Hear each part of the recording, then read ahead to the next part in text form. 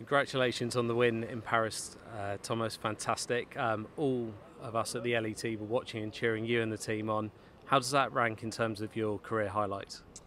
No, that's got to be right up there. I think it's obviously a kind of a different achievement, and it's a different uh, prospect and a different approach to it. So you got your individual career and you look after that, but this was a very unique experience. It was a one-time opportunity, and 12 players just showed up and had a goal. They had a determination and a desire to do something together, and we turned out to be successful in what we did. But it's a week that I'll always treasure for the relationship with the 12 players and what we did together. It was really special. So yeah, it's right up there.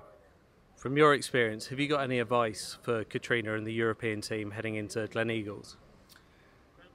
I'm sure I'll speak to Katrina at some stage. You know, we got quite a good relationship, but you know, you got to stick to what you do and your players, and not worry too much about what's on the other side. You can only try and prepare your own team for, and give them an opportunity to play their best. She's going to have some great young talent in her team, and you know, you got to have good conversations and have good relationships throughout the whole year leading into the Solheim Cup. So, you know, but she's got all the experience in the world of her own career, and she knows what she wants. She knows her players very well. So, you know, I'm not a person to give her a lot of advice, but we'll certainly sit down at some stage, I'm sure, having a little conversation at just about certain things that you can do. But she will have a great team, and you know, being at home, they'll have a great chance.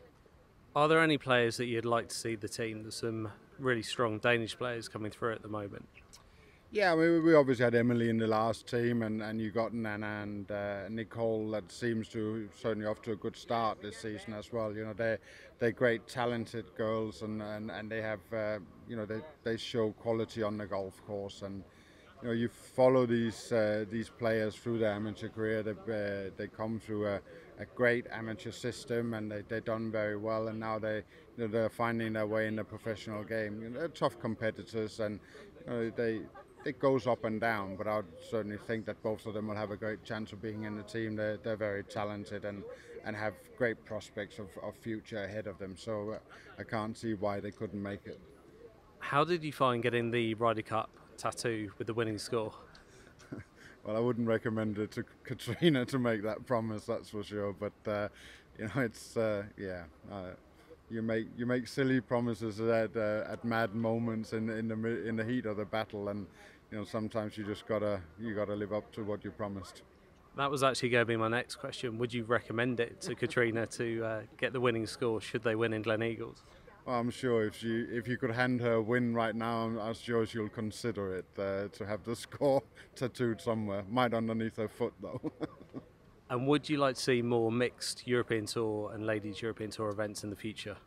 Yeah, I think the game has to develop in that way. I think we got to look at doing things together. You know, the one thing that I think sport or golf struggles with is that they fight each other internally within the sport. There's so many tours, there's so many different different agendas, and if we could do more things together, well, then we can, you know, our competitors are obviously other sports, and if we can join forces, well, then we'll be stronger against sponsors, getting sponsorships with those battles that we have against other sports. So yeah, I think we should do more together. I think you know, Morocco, I feel, is a very successful event, having both men and women playing at the same time, and there should be more of that. You know, it just makes for good entertainment. It makes for you know, the differences between the men and women game is not as big as some people think, and I just think it would be